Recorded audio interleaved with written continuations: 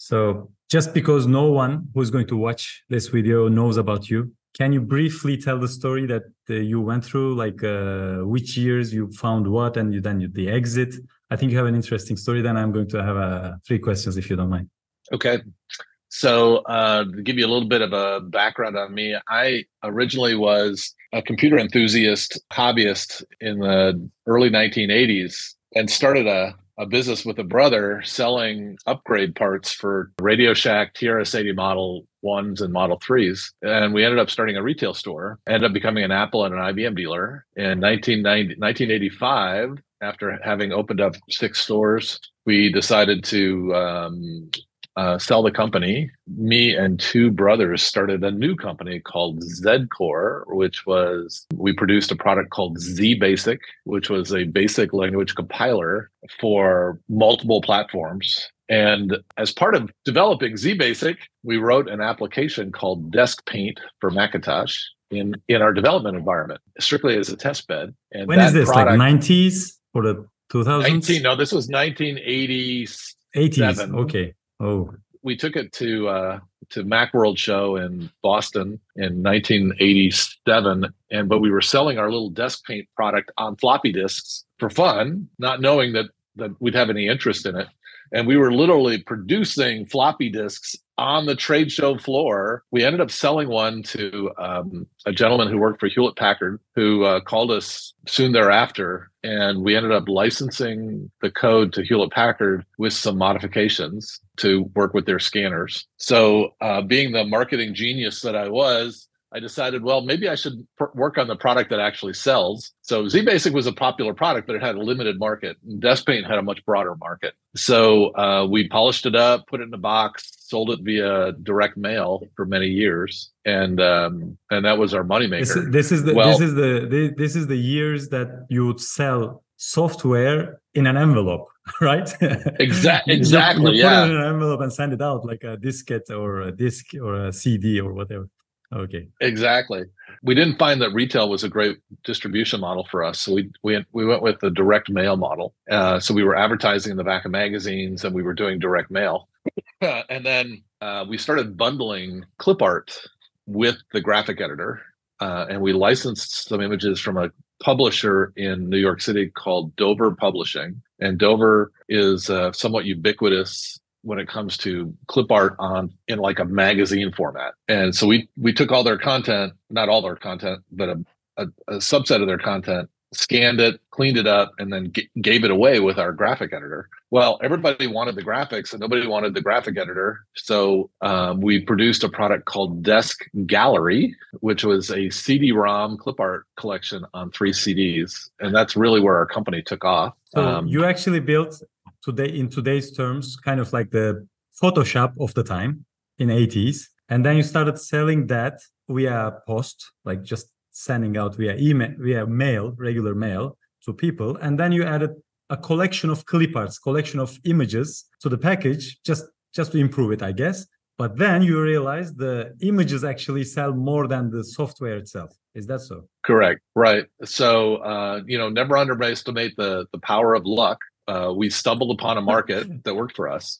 So we were selling CD-ROM, and our first package was called Desk Gallery. It had 3 CD-ROMs. I believe our first product had 9,000 images. And then we produced a new version of that product called Desk Gallery Mega Pack, which had 30,000 clip art images on 15 CD-ROMs. And the product cost was prohibitive because it had a 1,000-page manual and 15 CD-ROMs. And it was heavy and it cost a lot to ship, but we still had success with it. Yeah, in 1995, I became enamored with the internet. It was still in its infancy, but I could see it as a better way to distribute clip art, especially if we wanted to create more clip art. So in January of 96, I changed the company model and we decided to go full in on distributing clip art online. So from 87, so in 8-9 years, you came from like selling software to distributing images online, simply. Is that correct? In like 8-9 years, yeah. Right. So so there were 3 primaries in the company at the time. All of us brothers. My oldest brother, Mike, was the administrator. accountant. I was the marketing and product idea man, and Andy was our coder. And we had a parting of the ways. So we spun the companies apart. And in '96, I invested in enough equipment to be able to build and distribute clip art via the web. Had to go through a massive learning curve. So, but within a year of launching Art Today, we went from needing 30 gigs of storage to needing 200 gigs. And our need for bandwidth and servers increased dramatically.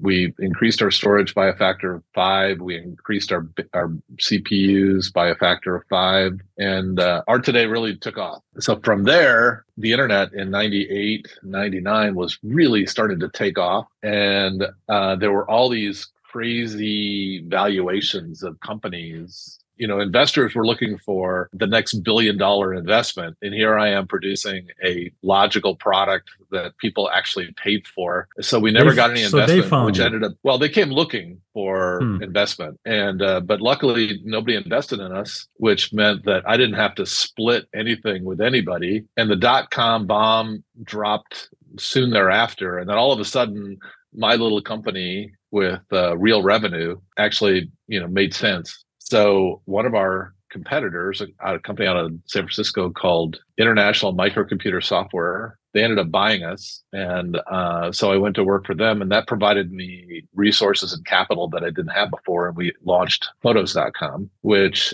exceeded Clipart.com's revenue. Well, in the midst of all this, we changed the name of the website from Art Today to Clipart.com. Clipart.com. And then you sold it?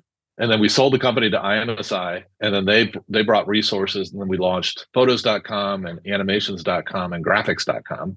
And then so IMSI and I sold the company to a holding company in New York City called Jupiter Media. Well, I think their intent was to aggregate and build a mega stock photo company to compete with Getty Images. And so we had approximately 15 sites. I managed 4 of the 15, and then the rest.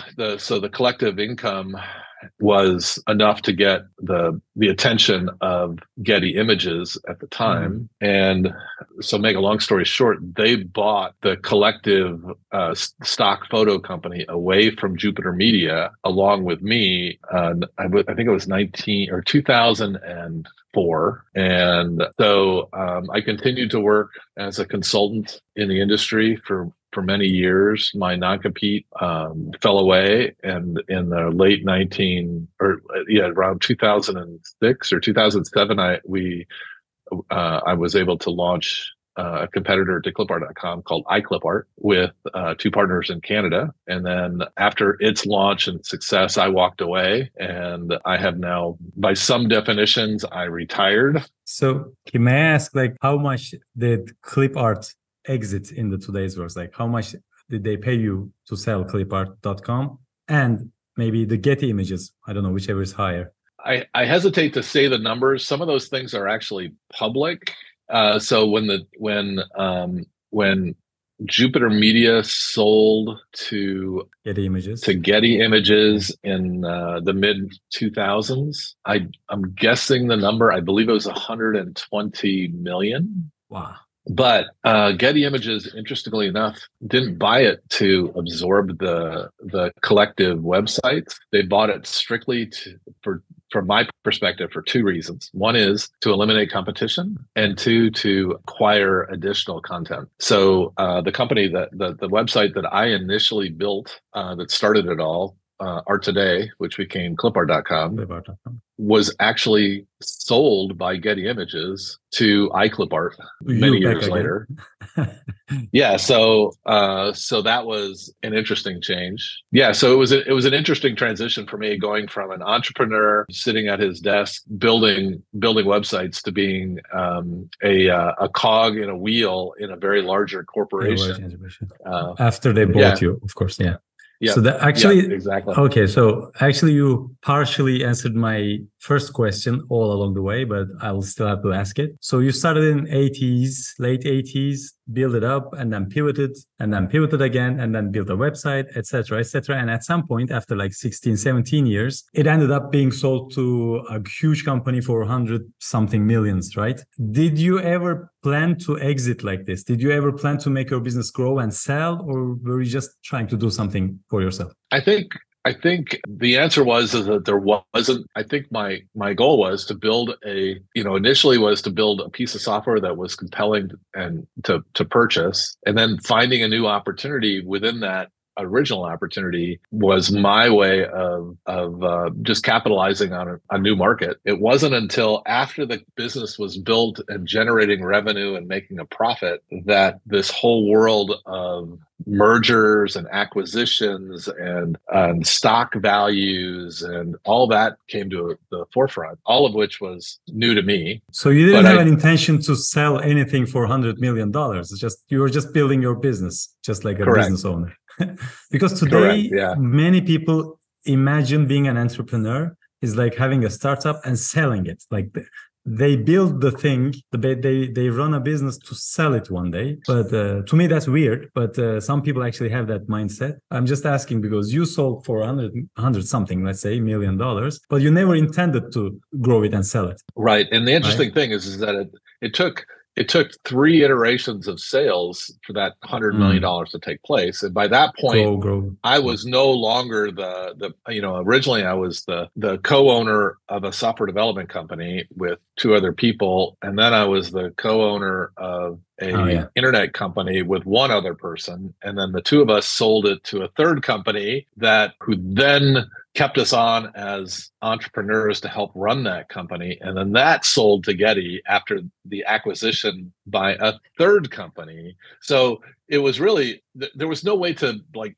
anticipate or any of the craziness that took place. I think my day-to-day work wasn't about building a company I could increase its value and then sell. My day-to-day focus was to build a product that people wanted to buy that I could generate revenue and profit from. And that's a great phrase. And then that begat the flurry of possible investors and possible acquisitions that took place for many, many years, to the point where we were literally like pushing away all these possible investors. I think what the market was rabid with money and people and valuations. And then the dot-com bomb hit. I think reality kicked in. And so to answer your question, no, it was never my intent to build it and sell it. It was my intent to build it and make it bigger and make it better over time. And I still had that opportunity over time, but it stopped becoming me and my partner's company, and it started becoming part of a cog in a slightly bigger wheel that became a smaller cog and an even giant. And then it became an even smaller cog in the Getty giant massive wheel. And the process was very entertaining. So each time, then I'll just ask now, because I know you are officially retired, but you still start new businesses, you still provide services, not just hobbies, you actually do them for money, but in a relaxed way. And you just keep building new businesses. Why do you still do it? Like, why do you still work? Why do you still start a new business? Yeah, I think one of the fallacies of retirement is that you can fill your day, with, trying to think how to say this. I enjoy working. I enjoy creating. I enjoy seeing something of value being produced out of my time and talents. So whether I'm building a theater set or restoring a car or creating a drawing or building a website, these are all creative endeavors that I get to enjoy. The fact that I get paid is just a reflection of the value that I add to those individuals that I'm producing for. So it's not, yes, I enjoy the income. That wasn't the goal, but at the same time, I'm not going to give my time away for free to somebody who doesn't earn it. Yeah. So you basically keep producing value. That's it. You enjoy what you're doing. That's good enough. Right. And I think that people have asked me, and what advice do I have? In some respects, if you do something you enjoy and you build something of value, then good things will happen. But if your expectation is, I'm going to build something I'm going to sell for $100 million, but you forget to build something of value and enjoy yourself in the process, your chances of making $100 million sale of a company diminish greatly. So that's a great advice. I think that in the dot-com bomb, everybody was trying to build that billion-dollar company with nothing. And there were companies out there that literally had billion-dollar valuations that had no income and no product. And I was just shocked at how stupid the whole dot-com bomb was. And we are not living through the same thing, but we are in a similar era, I think, at this point. Like the evaluations and I think we are passing through it. We passed maybe, but like before the pandemic, I think we were almost coming to a similar bomb. I guess it was. Yeah. Weird. Well, I see things today that I'm sure I'll get criticized on for saying, but the get rich quick schemes continue to this day. I think a perfect example of that is NFTs or Bitcoin and all that. Yeah. Or Bitcoin. Those are two perfect examples. How do I get rich really, really fast with nothing? And it's a shallow, hollow way to live. Having had successes, I can tell you that money is not the piece that's going to keep you around. It's living life, doing something productive, being a positive person instead of seeing these billion-dollar evaluations or valuations for no justification. So my last question, you mentioned luck at some point. For people not to underestimate luck. How much luck or chances you get do you think relates to success? I think I heard somebody phrase it another way, is that you make your own luck. And I think in my case, that's true, in that when you can start small and then new opportunities present themselves because if you can find success in something small and then something radiates out from that. So the luck is dependent on the effort put into it.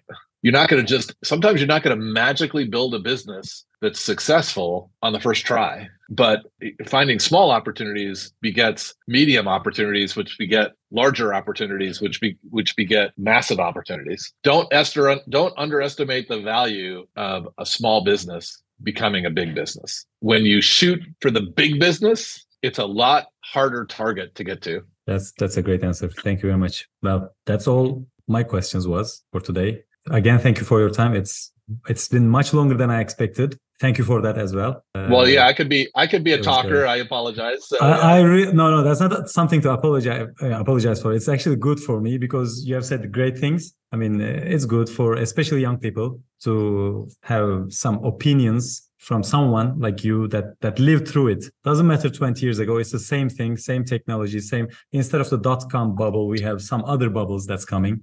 Instead of that new technology, we have other new technologies coming in. So I think your example is just good enough as a reference today as well. So thank you for everything, I guess. You're very welcome. That's it. All right. I look forward to seeing you. We'll talk for other things anyways. So take care. Have a nice day. Bye. All right.